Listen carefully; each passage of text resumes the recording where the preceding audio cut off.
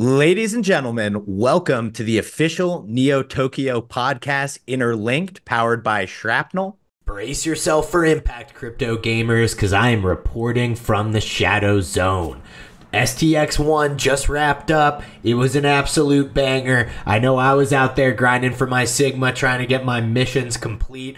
Only problem is, I suck. So I got most of my Sigma, full confession, off of dead bodies and extracted my ass out of there. But I'm going to get a second bite at the apple in STX2 dropping right around the corner. And it's going to include new map updates, suppressors, which I'm excited about because I want to live my inner James Bond fantasy. And I will be there grinding for some more Sigma. So if you haven't gotten a chance to get your extraction pack, now might be the time so you too can drop in. Huge shout out to our sponsor, Playa3ull Games. They are inspired by gamers and funded by their community. They have a epic game on the Epic Games Store, a third-person shooter called Nexus. Hop on in there and check that out. They're also currently selling nodes, so if you're interested, check that out at their website, playable.games. That is a 3 instead of a B on Playable. Now strap in for the rest of this episode of Interlinked.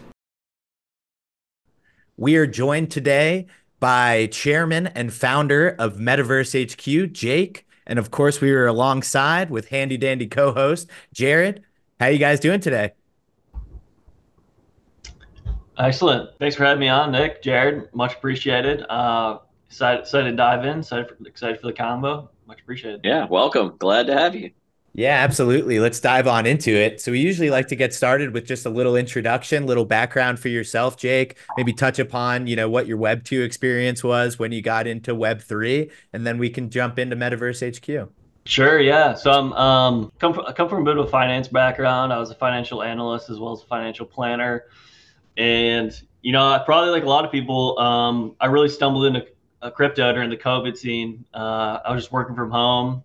Looking for some more stuff to do, kind of bored, looking to make some little extra cash.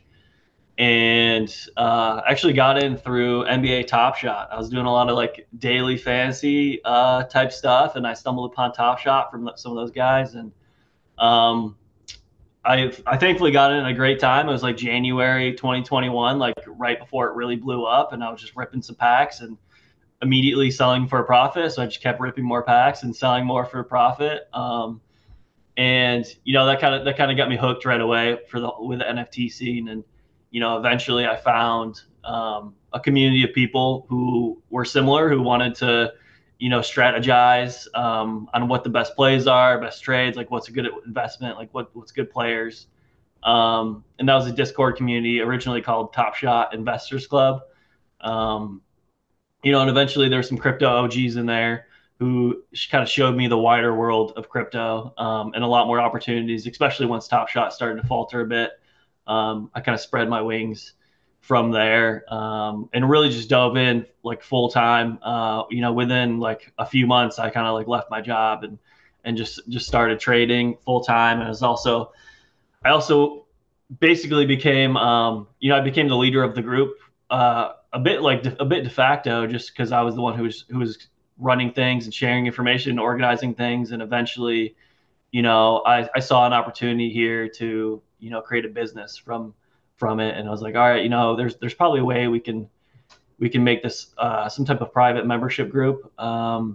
So I found, there's this artist called Swolf Chan, I believe, and I saw how he sold an NFT pass that gave like access to a single Discord channel. And I thought that was pretty cool. Maybe we can do this for an entire Discord. And so I figured out a way to, I guess, do that with the whole Discord using, collab land. And we basically made an NFT gated Discord as a membership pass, and that went well. And then, the rest is kind of history. We've expanded a ton since then, and we have a full staff, legitimate business. We just raised our seed round, and exploring a lot of other things that I'm sure we'll get into. But yeah, that's basically the journey so far. It's been a great time. Yeah, absolutely. You've got to see, almost the entire evolution of NFTs for many. That's where it all started, was with those Top Shots. Yeah. unless, maybe some of the like Crypto Kitty OGs, but certainly the lion's share of people coming in that time seem to be either had gotten in on that Top Shot wave or had heard about the Top Shot wave from a buddy, which is how I ended up getting in. I was like, "You're doing what?" Like, okay, I need to see what this is all about. COVID was obviously great timing. But now we're at a stage where we've got another huge wave of people coming in with all the excitement around Bitcoin. So for some of those new people who might be not familiar with Metaverse HQ, can you give an overview of where things stand today? Yeah, so things are slightly more complicated today because we're kind of in a different areas, but it's really just two main things that we are. So one, we're community. That's what we were first. A community of basically like-minded, traders, investors, a lot of big, big high volume traders, investors in the space, both NFTs and crypto. We're really just built on sharing success, sharing information with one another, and winning together. I like to call it like the nicest whales in Web3. Like there's people are like will be these big time winners that they'll have crazy gains, but they'll take time out of their day to help you if you have questions about what they're doing. They'll explain their strategy to you. So I think that's just something that we've tried really hard to build as a community is sharing those wins because everyone understands.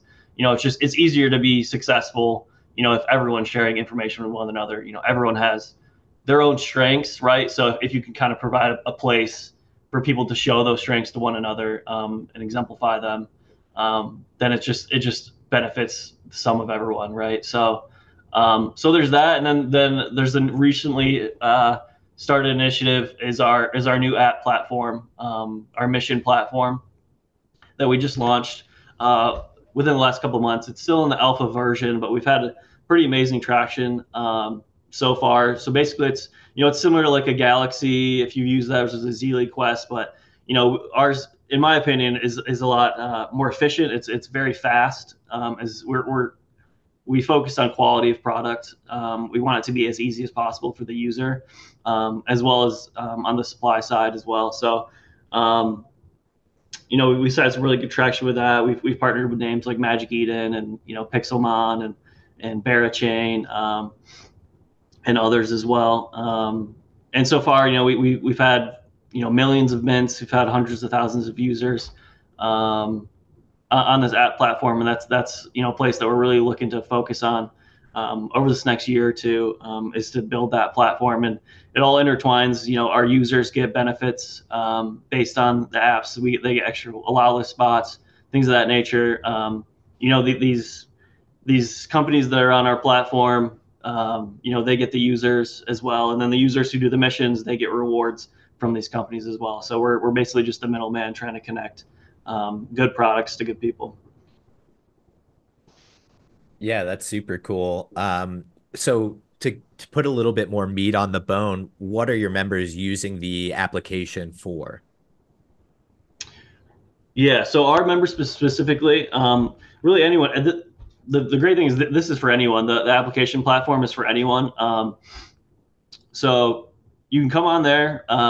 It's the missions are like there's things like retweet, like a post, follow, do a certain action, like maybe mint an NFT on the platform, or if it's like a DEX, do a swap on the platform, basically interact with a contract in some way, and you'll get maybe either a guaranteed type of allocation to a token or a raffle. It's really up to the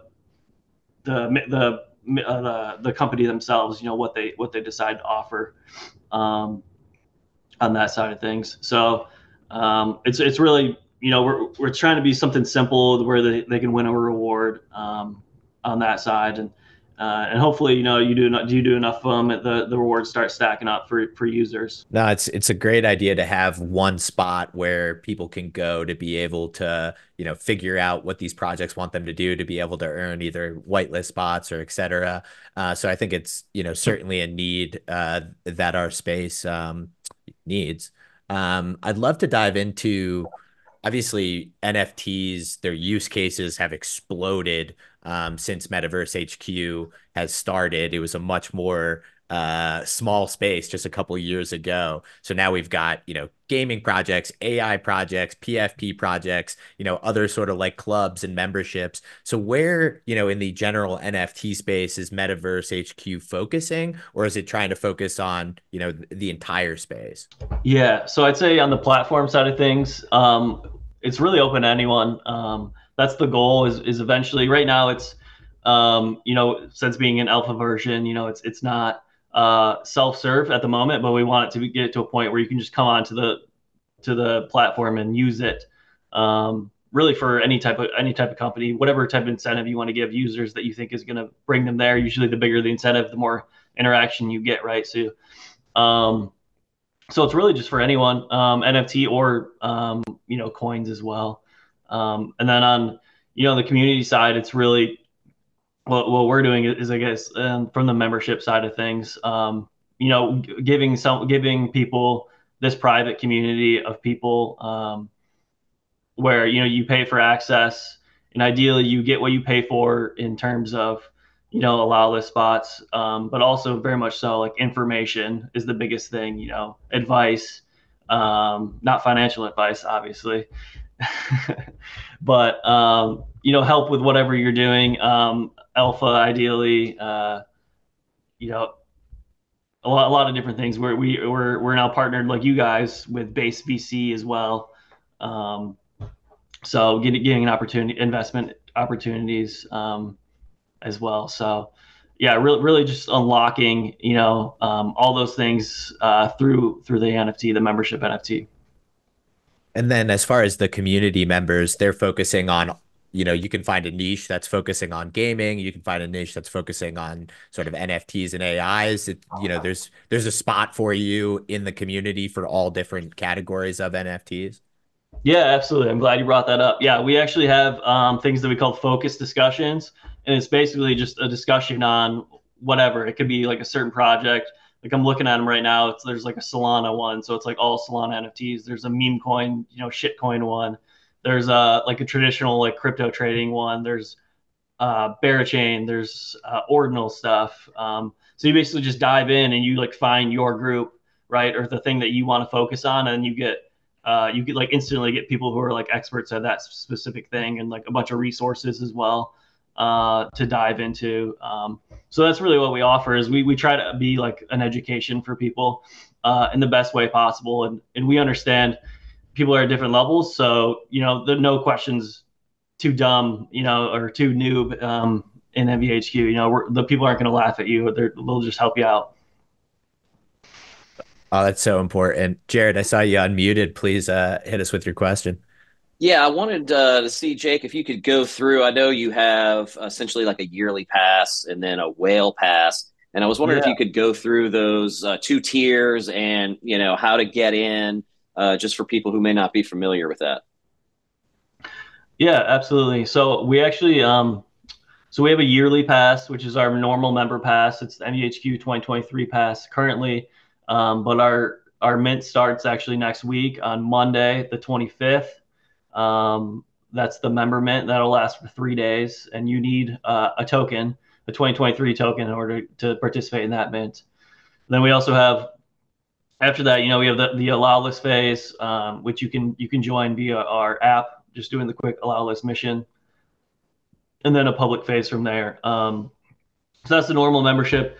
That gets you full access and everything. The difference between the whales is the whales don't have to pay a yearly membership. They get it for lifetime. And then they also have a couple other bonuses. They get a bigger allocation for investments. We also have a private VA server for the whales specifically, so they can utilize our VAs to do different tasks for them, whether it's like farming or, handling like a spreadsheet for them, keeping them organized, whatever they really want.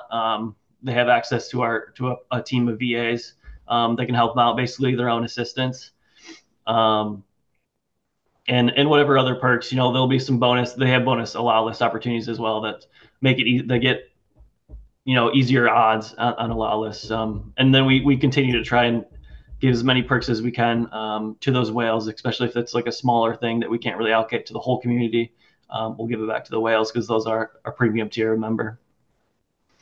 Yeah, and I wanted to also discuss how you sort of balance having, because it's a massive undertaking, and you have, like you said, many different levels. How do you keep the whales and the people who are the subject matter experts into the group, and also how do you sort of foster them to share their knowledge and expertise with the people who are just coming in and just learning? Yeah, so it's certainly tough, right?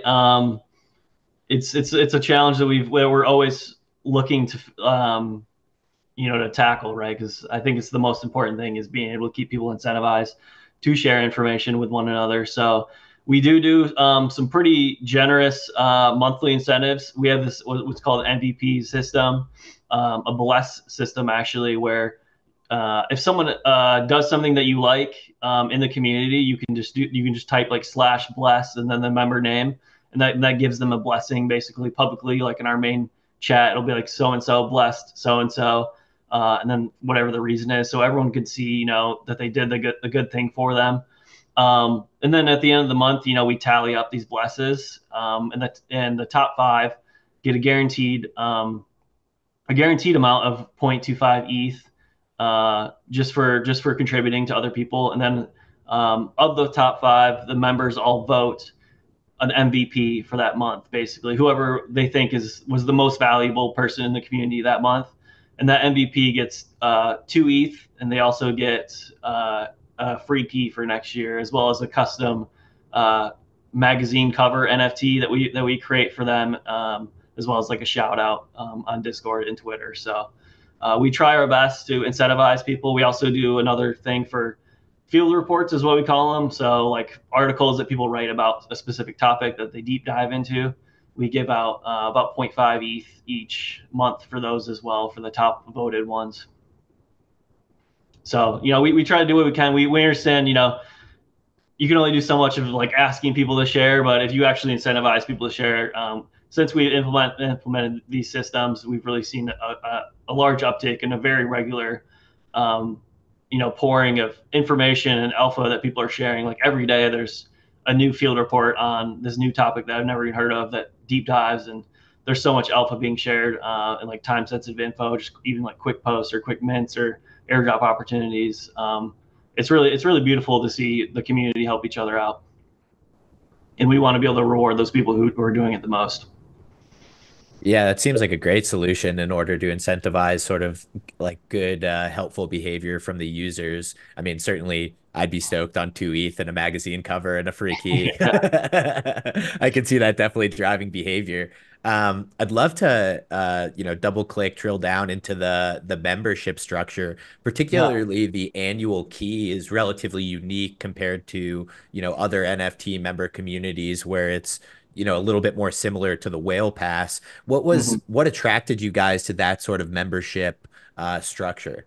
Yeah, I think it's there's a couple things there. One is like just to be able to run a sustainable business, we can't just have a one-time cash flow injection in the business and then hopefully hope it just retains us. Now, especially now that royalties are basically gone from the NFT system, that we need at least part of it. I know we have we're building other revenue streams, but still to be able to provide for this community, we kind of need an annual injection of cash to help us out, because we do have a full staff and expenses to be able to provide for people, and we don't price it in a way at least that we think is outlandish. We try to make it very affordable for our members and be able to very easily be able to get their ETH back if they put just a little bit of work or time into the community.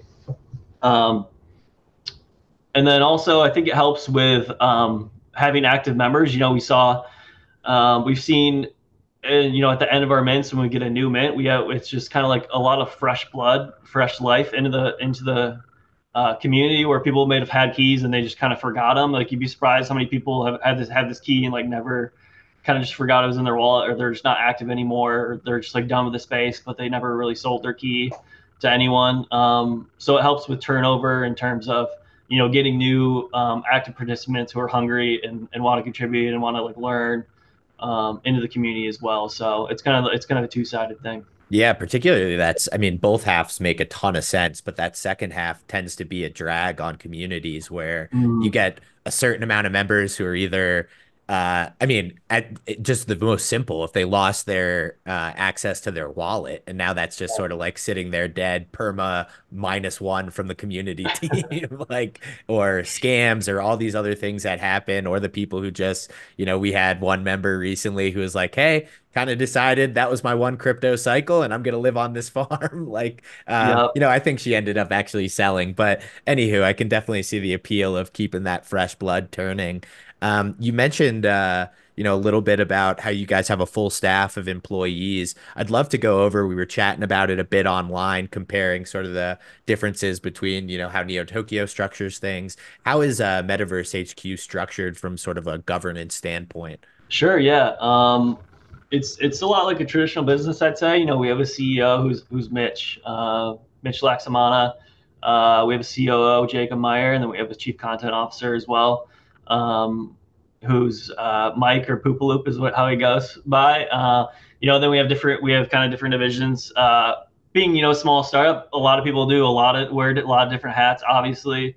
But we have a product team, we have a dev team who does an excellent job both on front end and back end, working on our app as well as working on bots and stuff for our community. And then we have I was talking earlier to you guys, but we have an A+ content team who has incredible range with what they can do in terms of their videos, content, as well as we've done a magazine before, as well as graphics, anything really that you want. Our content will ship it for us. We do podcasts, we do shows, we do spaces, we have hosts.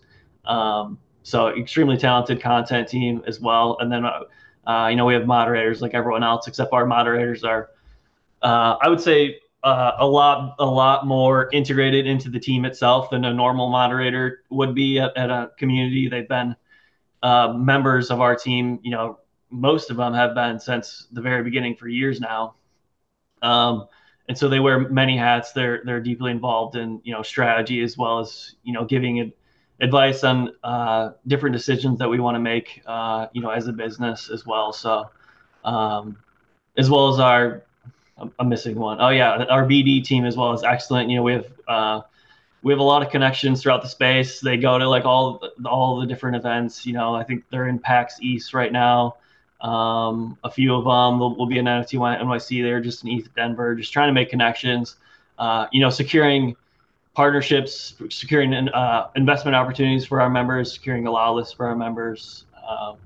So yeah, we have a pretty robust staff that we employ, and they're all honestly easily like the most impressive, most skilled people I've ever worked with in my life. And I'm very much thankful for the staff that we have. I think that's one of the big things that powers us. And they're all, one other thing I want to point out is just that every single one of them was a member of our community before they were a member of our staff. And I think that's super important because they understand what our members want because they themselves were a member and they still are a member before they were ever on our staff. So that helps them really have the mindset of, okay, how can we deliver value in the best way possible? And they know how to do that from their different roles.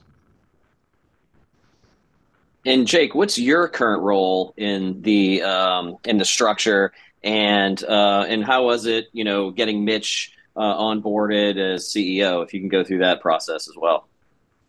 Yeah, for sure. So originally I was kind of in that CEO role when we first started out, probably about the first year or so in the business, and I realized, there's some aspects of it that wasn't really my strengths, and also not really where I was like the most motivated at, especially like on the sales side of things. I'm not like a salesman by any means. I'm not as good with words as Mitch is, but and also more so, the efficiency of organizing things. So Mitch came in and has been been absolutely excellent, along with our CEO Jacob Meyer and our chief content officer Poopaloop Mike as well. So yeah, so he kind of took over about a year and a half ago now, from a CEO portion of things. And yeah, I currently do a lot of things in the back end. I do a lot of admin stuff. I handle finances, legal, HR, and also I try to be a big presence within the community itself. That's what I enjoy the most, is being active in the community. So I do a weekly show, kind of like a trading show, look ahead, on Mondays within the Discord, called Wake and Jake, where we basically just go over, what's going on in the market, and try to give out hopefully some alpha for people. And then I'm just trying to be super active in the chats, try to be, boots on the ground with the community, and understand, what they want, and try to help them out in various different ways. Even though I'm, a founder, at the same time, I am a pretty big trader as well. So I do very high volumes amount of trading. So I feel like I can be, kind of on both sides of the coin there. Yeah, absolutely. Certainly, I'm safe in saying that a good chunk of your community is also traders, just like ours. So, that brings a Yep. ton of value. Not to mention Jake and Bake, just absolute chef's kiss of a name. That's great. Thank you. Thank you.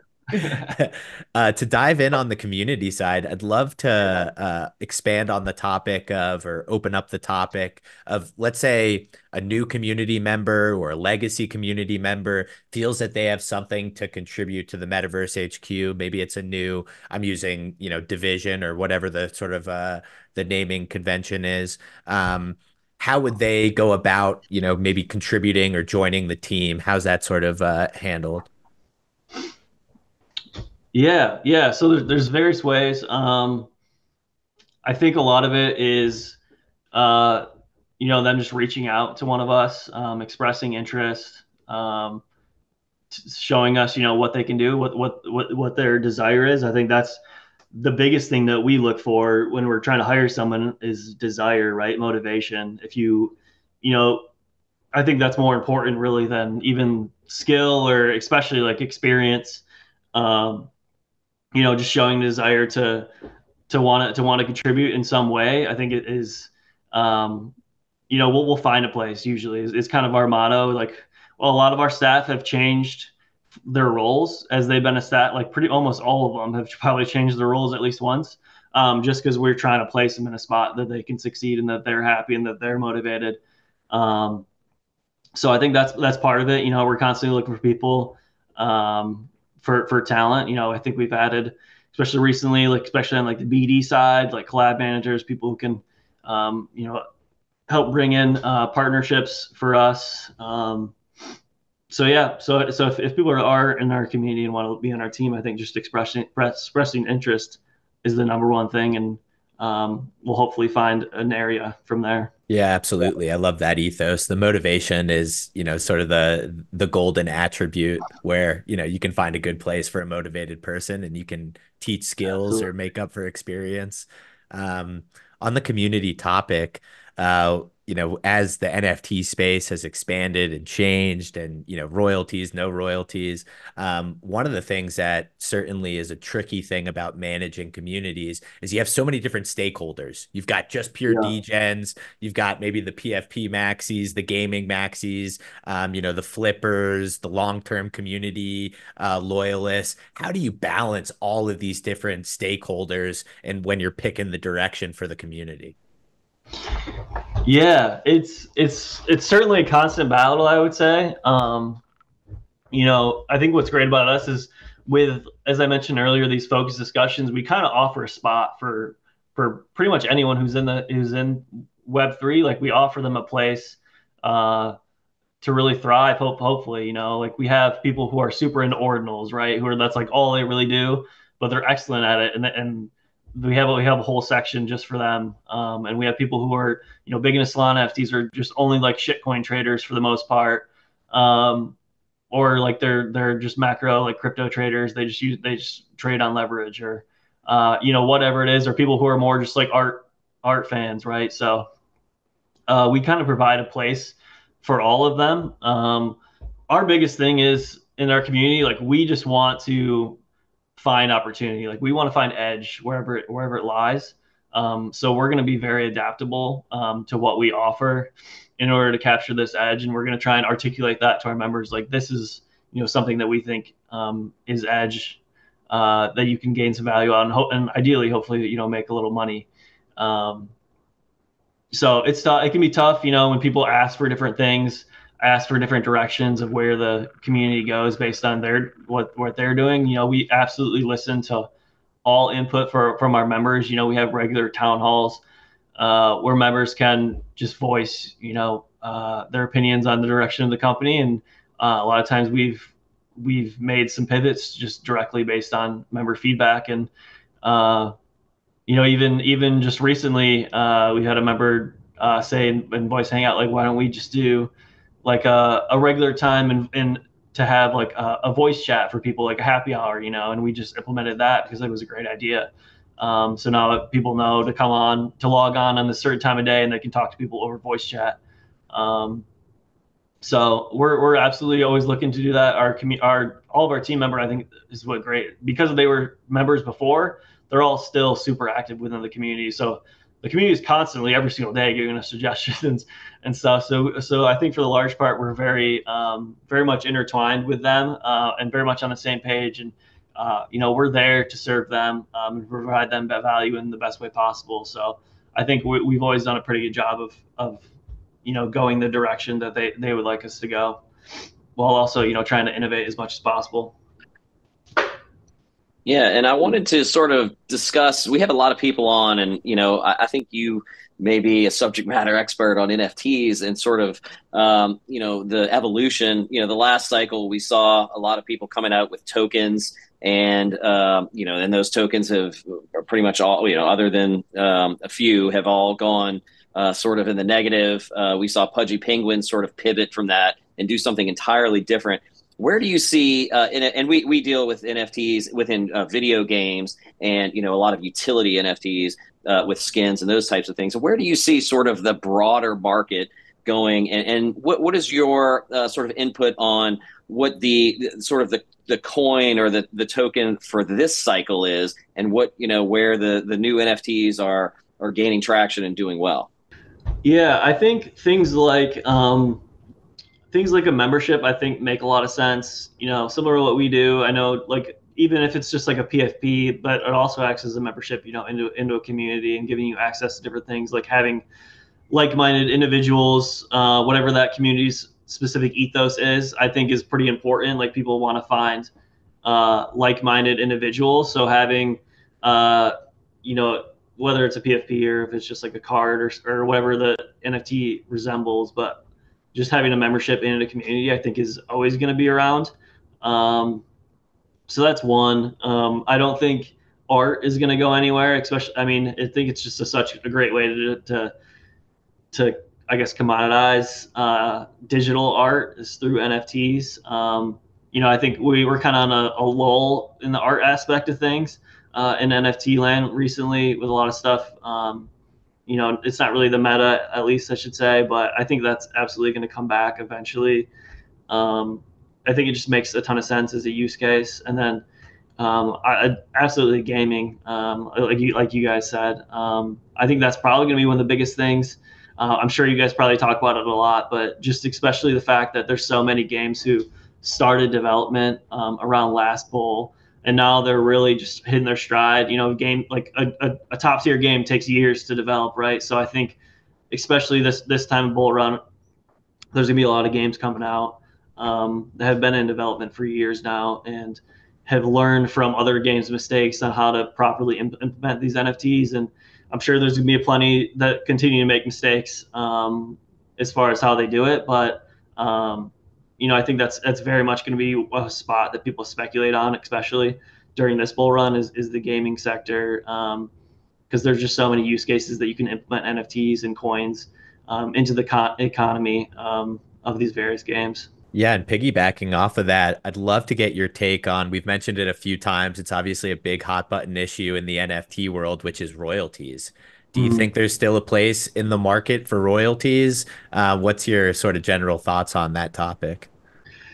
Yeah, I think I come from it from an interesting perspective, because I both benefit from royalties as a founder of a project, and I also trade regularly too, and I also don't benefit if I have to pay royalties on a sale, right? So it's kind of a two-sided coin for me. In my opinion, I'm more of a realist, and I just think people are going to go to where they can get the best value, wherever they can get the most money for whatever they're selling. That's eventually going to be what happens with the market. So, you know, if there is a royalty site that is able to give enough incentives to people to make it worth them to pay that extra royalty, like if Magic Eden was able to give people enough, I guess, tokens to subsidize in a way that royalty, then people will pay royalties. Or if it's just a closed off ecosystem, like a game, for instance, that forces you to pay royalties for their in-game items, and they don't let other marketplaces sell those games. Like I don't know if you guys know anything about like DraftKings, like Rainmakers is kind of similar to that. I do a lot of stuff with that where it's basically like NFT cards of players, like kind of like fantasy football. And there's a closed off ecosystem where you're forced to pay royalties because you can't trade the cards anywhere else. So I think in those instances, like it's you have to, but in the end of the day, like people are going to want to get the most money out of their sale, no matter what. So they're going to go where that is. They're going to list where that is, and that's going to be like where the liquidity is, and that's where the buyers are. Their buyers are going to want to buy it for the cheapest price possible. The sellers are going to want to sell it for the most possible. So, you know, if a marketplace is able to subsidize those royalties, or if they're able to force them, then people are going to pay royalties, or else I don't think they will. So that's essentially my take. I don't know. I don't know if it's sustainable to be able to subsidize royalties. I think in the end, I think it's probably a road towards zero, in my opinion. So projects should look to other areas. I think by now they should understand that they need to for other areas of revenue. But yeah, that's essentially my take. And I was wondering if you could dive in a little bit on like we talked about, like you talked about the closed ecosystems. I know we went to a U.S. Men's soccer game a couple of years ago, and there was on the screen, and it said, download our NFT, and it was a Panini chain, and Mm-hmm. those are a lot of them are locked, and I think a lot of some of the larger sports institutions like to have them locked like that. I was wondering if you can discuss kind of the overall evolution of that sort of ecosystem and what an advantage would be for some of the larger companies I would see coming in, and those are the kind of things that they want to invest in, or so that it's locked and it's sort of in something we can control. And I was wondering if you could talk about that, and so where you see that going in the future. Yeah, I think for those kind of things, it's tough if they want to close the ecosystem. I feel like they already have to have a pretty big brand name for people to assign it value. Because if you're doing it where it's not in a closed system and it's just on Ethereum, for instance, then that would make more sense in terms of long-term value of a collector. But if a collector has to be forced to have it in a non-custodial wallet where they can't control what to do with this NFT, I think it makes it a little more difficult. And in terms of sports NFTs, I think we've entered a bit of a nice revolution, in my opinion, from Top Shot, where it was just a collectible at the time, and now there's actual games that you can play with them on DraftKings, Rainmakers, what they offer. I'm a pretty big Rainmakers player. I really enjoy it. I don't know if it's a money-making opportunity for everyone, but I think if you really dive in and like get into the strategy of things, and you're a big fan of, they offer NFL, they offer PGA, and they offer UFC right now, are the three ones that they offer. But they basically give you, a set prize pool of, however millions of dollars throughout the year that's guaranteed that you can win via these NFTs, right? So it gives at least like a floor on the NFTs because you can win this amount of money with them. And then you use them throughout the season. It's kind of like a different way of playing fantasy sports outside of just betting on the game straight up, or doing a DraftKings lineup in like the DFS format. Um, so yeah, I really enjoy that aspect of it. It is a closed ecosystem, which is a bit of a tougher one, but I get why they do it, or otherwise they'd lose out on a lot of money and they wouldn't be able to fund um, these large prize pools that they offer. Yeah, and we talked a little bit about, how gaming's going to be a big meta this coming cycle. Obviously, on the Neo Tokyo side, we're certainly leaning that way and betting that way. What are some of the other big metas that you're seeing bubbling up that could, sort of grip this cycle, like, PFPs and, all the other big metas that gripped us in 2021? Yeah, I think an obvious one is meme coins.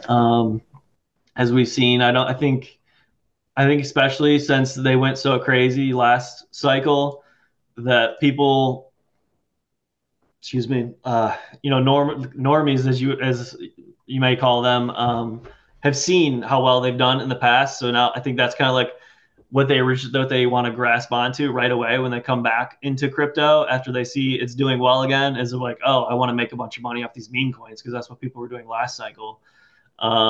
So I don't think those are going to go away. I think people just want to hyper gamble in this in this world really now on anything. So I think meme coins are absolutely not going to go away, and they'll obviously a lot of them will go to zero. But I think that's going to continue to be a very big sector of the market. Um, yeah, I mean, I talked about art. I think that's going to come back eventually. I think people are going to appreciate, especially things that have provenance. I guess not just art, but like provenance, things like CryptoPunks. Things like maybe Squiggles, the first Art Blocks ones, autoglyphs. Things that were the first on chain or the first of whatever they did. I think those usually are ones that come back. The first ordinals, like the top 10K or whatever. And then, yeah, I guess Bitcoin. Anything built on Bitcoin, I think, is going to be pretty huge this sector. I admittedly am like a bit behind my personal self in the Bitcoin stuff because it drives me a little nuts to like have to wait like an hour for a block to clear.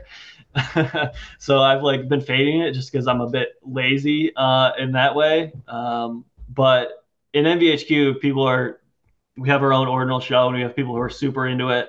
And I believe in it. I just haven't really myself dug into it enough. But I think we're at a point now where we didn't have like Bitcoin NFTs in the last cycle at all. Like that wasn't a thing, right? Or like these BRC20s.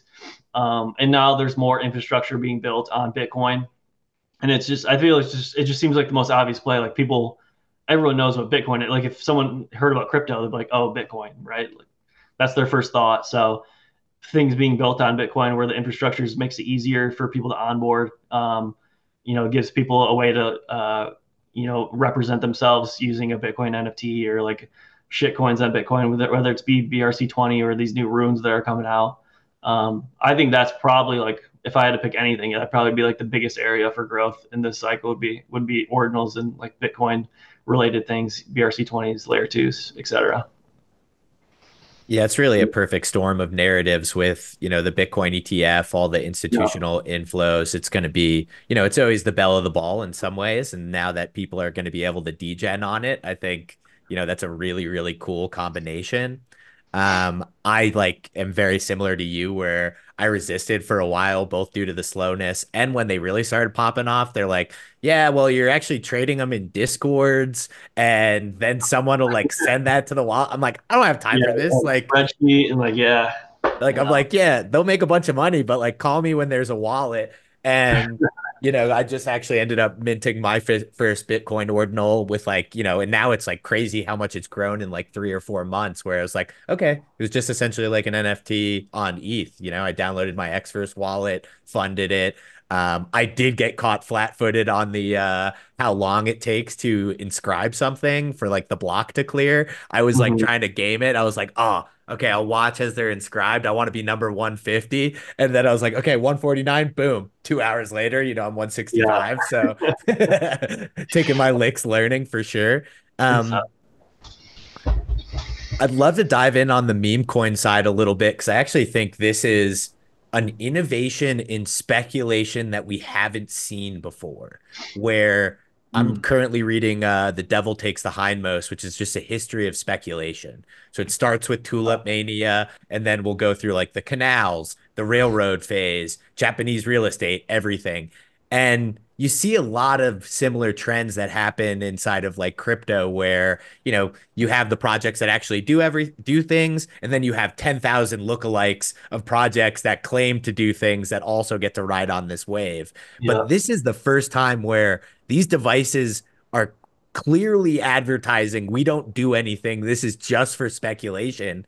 And in a lot of ways, that allows it to speculate and grow in price even more than things that actually do things. Because, when a gaming project gets about the size of Activision, you're like, okay, something's up here. Like this Yeah. value can't clearly be realized. But when there is no value and you're just saying, hey, Doge is at 20 billion, we could probably get halfway there, you end up with some really, really crazy appreciation. So it's a very interesting space, I think.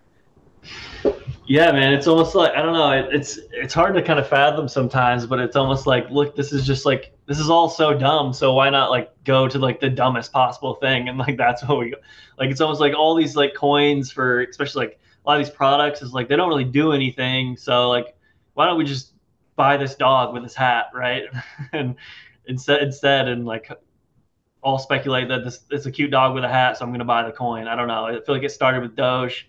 And it just snowballed from there after that happened, and now everyone's just on board with, all right, let's just buy dumb stuff, and whatever captures people's attention, I think is basically what it is. It's like trading attention. So people are trying to, I guess, gamble on what everyone else is gonna like. Yeah, it's definitely an interesting new period of like the speculation space. Um, Speaking of sort of like 2021 metas, obviously Bored Ape Yacht Club had an absolutely savage run in 2021. Mhm. Of the main PFP collection, mutants, the freaking dogs, the coins, the big gaming play. Do you think they were one cycle hype, or do you think Bored Ape Yacht Club's got something cooking for this second cycle and that they can sort of have another run? Man, I don't know. I don't know. I don't see a ton of upside there compared to other bets I would make personally. I had it ape for a long time. I held it for probably too long. I didn't sell it really until like the start of like this kind of next bull run, really just like a few months ago.